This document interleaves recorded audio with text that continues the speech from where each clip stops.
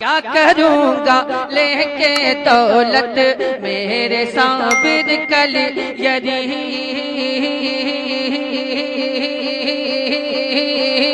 उन्होंने 25 से 30 साल के बीच में ही अपनी जवानी बर्बाद कर ली। क्या करते क्या थे? इस मोबाइल की दुनिया में दाखिल होकर उन्हें ऐसा लगता है अब कोई नहीं देख रहा है, पोर्नोग्राफी करते रहो, बेहयाई की फिल्में देखते रहो। उसमें जो इंटरनेट में सर्च करने का जो डेटा आता है कि किस चीज को कितनी बार सर्च किया गया है, तो पता है आपको, हैरत होगी, एक रिपोर्ट आई है इस लॉकडाउन के बीच में 95% अगर नेट में कोई चीज सर्च हुई है तो पोर्नोग्राफी, गंदी तस्वीरें और नंगी तस्वीरें देखने के लिए सबसे ज्यादा सर्च किया गया है। ये क्या हो रहा है? आपको अंदाजा भी है कि दुनिया तुम्हें तबाही के किस दहाने पर ले जाना चाह रही है। मैं आज ये बातें खुलकर इसलिए अर्ज कर रहा हूं कि अगर आज तुम बेदार नहीं हुए, कल तुम्हारे आने वाले बच्चे ये ना पूछे कि मोहम्मद किसका नाम था।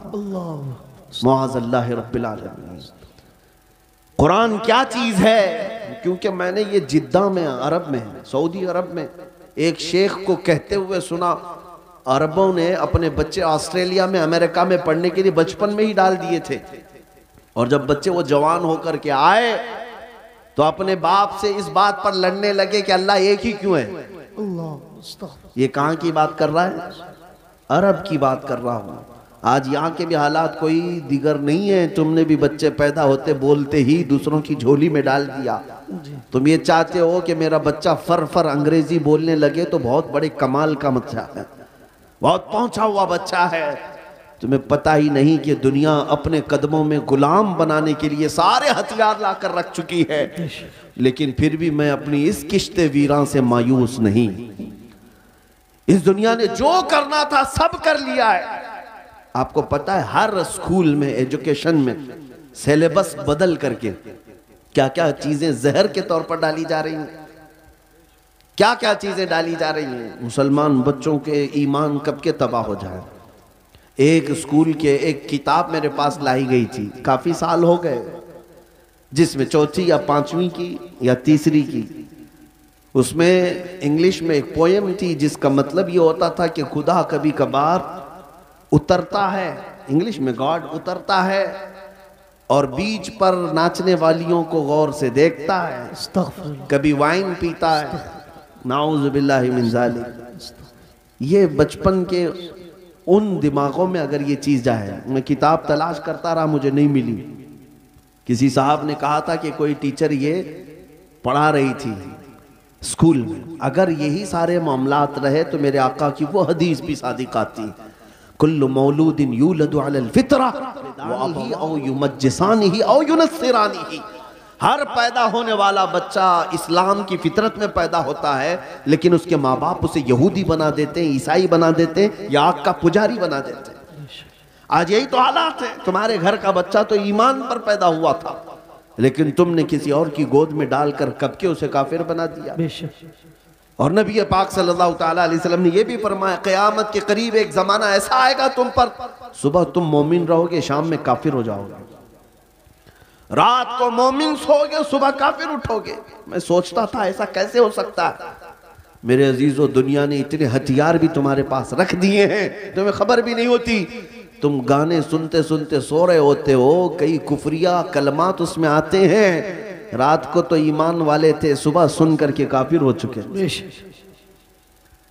ये दुनिया जिसको तुम देख रहे हो, आला हजरत ने क्या खूब कहा, शहद दिखाए जहर पिलाए, कातिल डाइन शोहर कुश, इस मुर्दार पे क्या ललचाए, दुनिया देखी भाली है।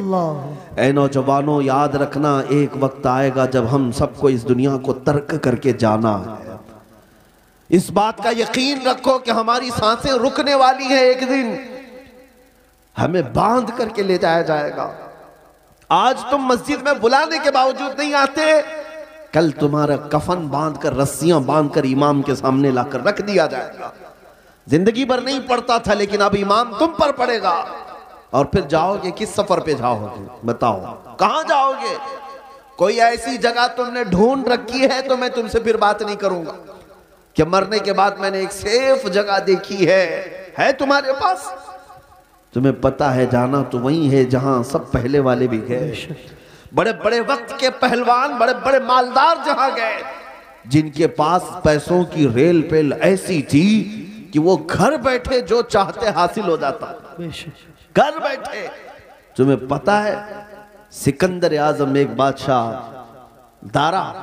दारा नाम का एक बादशाह, जब वो मर रहा था तो उसने एक वसीयत की थी, आधी दुनिया पर उसने हुकूमत की। अपने चाहने वालों से कहा कि जब मैं मरूं तो मुझे पूरा दफन करना, लेकिन मेरे दोनों हाथ ऊपर रखना, कब्र में इसको दफन मत करना। लोगों ने पूछा ऐसा क्यों? कहा ताकि दुनिया बार बार मेरे कब्र के पास आकर देखे आधी दुनिया फतह करने वाला भी जमीन पर खाली हाथ सोया हुआ है, कुछ नहीं है इसके पास। हमारे कफन भी जो बांधे जाते हैं ना, एक जेब भी नहीं रखी जाती है ना। हम अपनी मैयतों के सिराने एक सिक्का रखते हैं ना एक नोट रखते हैं। तुम्हें पता है हम उस दुनिया के सफर पर जा रहे हैं जहां पैसा काम नहीं आएगा, जहां दौलत काम नहीं आएगी, न फरिश्ते रिश्वत लेंगे, न बारगाह इलाही में किसी और तरीके की कोई गुंजाइश तुम्हारे लिए निकल जाएगी दुनियावी एतबार से। अजीजान गिरामी वकार, जब हमें पता है कि हमें उधर ही जाना है, तो इसलिए आज हजरत अनस रदी अल्लाह ताला अन्हु की हदीस मैं सुनाता हूँ। हजरत अनस कहते इस हदीस से ज्यादा मुझे किसी और से खुशी ही नहीं हुई थी। क्या है वह हदीस? नबी पाक सल्लल्लाहु ताला अलैहि वसल्लम ने इरशाद फरमाया, अल मर्उ मा मन अहब, इंसान क़यामत के दिन उसी के साथ होगा जिससे दुनिया में मोहब्बत करता था। बेशक बेशक। हजरत अनस से पूछा गया इस हदीस से आपको इतनी खुशी क्यों है? हजरत अनस कहते हैं इसलिए कि मैं रसूलुल्लाह से मोहब्बत, सुभान अल्लाह, इसलिए कि मैं अबू बकर व उमर से मोहब्बत करता हूँ। मेरा यकीन है कल क़यामत के दिन इन्हीं के साथ रहूं। नारे तकबीर, आज नारे रिसालत। आज है नौजवानों, अगर तुम किसी और के फैन हो, किसी और के पैरोकार हो, किसी और के मुत्तबे हो, तो तुम्हारे लिए तुम्हारी जिंदगी मुबारक। तुम जिसके पीछे चलना चाहो, एक बात याद रखना, क़यामत के दिन उसी के साथ उठाए जाओगे, उसी के साथ उठाए जाओगे। और जहां तुम्हारा वो आका जा रहा होगा वहीं तुम्हें भी ले जाएगा। लेकिन अल्हम्दुलिल्लाह मुझे इस बात पर फख्र है। मैं अक्सर नौजवानों से कहता हूं कि एक काम करते हैं, तुम बार बार हमारे समझाने से आते नहीं, कभी तुम अखलाक रसूल को हल्के में ले लेते हो, सुन्नतों को हल्के में ले लेते हो, इस्लामी जिंदगी को ऐब समझने लग जाते हो। उन नौजवानों से मैं कहता हूं चलो ठीक है, मैं और तुम मिलकर एक काम करते हैं, मैं और तुम मिलकर एक काम करते हैं। तुम जिस फिल्मी एक्टर को या किसी हीरो को बहुत ज्यादा पसंद करते हो, उसे एक चिट्ठी लिख देना, उसे एक लेटर लिख देना कि मेरी जिंदगी खत्म हो जाएगी, मैं मर जाऊंगा, मुझे मेरे लोग कब्र में ले जाकर दफन करेंगे, तो आप जरा मुनकर नकीर से बचाने के लिए मेरे पास आ जाना। लिखोगे?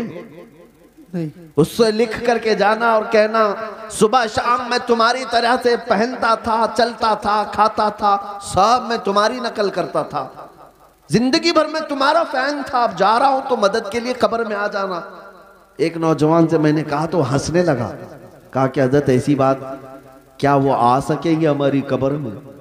कहा तुझे नहीं मालूम, जब तुझे इतना मालूम है कि वो ना आएगा ना मदद करेगा, लेकिन मैं अपनी बात जरूर कहूंगा। तुझे मैंने चिट्ठी लिखने के लिए उसको कहा, मैं अपने नबी पाक को लिख कर जाता हूं, सुभान, या रसूल अल्लाह, मैं आपकी हर अदा पर अमल करने की कोशिश करता था, आपकी तरह खाने की कोशिश करता रहा, सुन्नतों पर अमल की कोशिश करता रहा। अब मैं जब दुनिया से जा रहा हूं तो ए रसूल मुख्तार सल्लल्लाहु ताला अलैहि वसल्लम आप तशरीफ ले आना। ऐ नौजवानों मुझे बताओ, क्या नबी पाक को अगर कोई दुनिया में ये बोल कर जाए तो अल्लाह के नबी कब्र में आएंगे कि नहीं आएंगे? बेशक। बल्कि हुजूर ताजुश शरिया ने लिख भी दिया, ये तो मैं मिसाल दे रहा था आपको। हुजूर ताजुश शरिया ने लिख भी दिया और अपने नबी से ये कह कर के भी गए, या रसूल अल्लाह, मैं मरूं तो मेरे आका, ये मलाइका से कहना, मैं मरूं तो मेरे आका, ये मलाइका से कहना, इसे कोई मत जगाना, अभी आंख लग गई। सुभान, नारे तकबीर, नारे रिसालत मसलक आला हजरत बस्ती बस्ती करिया करिया बस्ती बस्ती करिया। मेरे चैनल को लाइक करें, शेयर करें और सब्सक्राइब करें, घंटी जरूर दाबें ताकि आने वाली कोई वीडियो तुरंत आप तक पहले पहुंचे।